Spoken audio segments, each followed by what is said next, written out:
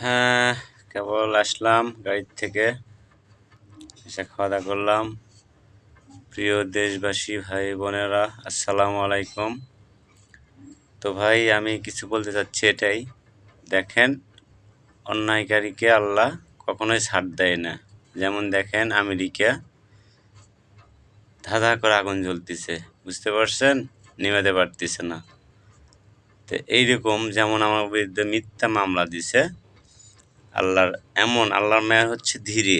এমন একদিন আসবে, দেখবেন, হ্যাঁ, সে বুঝতেই পারবে না যে আল্লাহ কোন দিক দিয়ে তার কী অবস্থা করলো।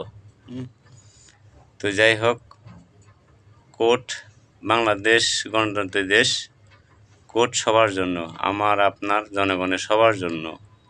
সে কোর্টে তার সঙ্গে আমি মোকাবেলা দিব, সমস্যা নাই। তো আমার সঙ্গে যে চিটিং মামলাটা দিছে, আপনারা দেখেন, আমি যে কাগজটা ছাড়ছি ওটা ভালো করে দেখলেই বুঝতে পারবেন, বুঝতে পারছেন। তো এমন একদিন আসবে, তার পালাবার দিশে পাবে না, বুঝতে পারছেন।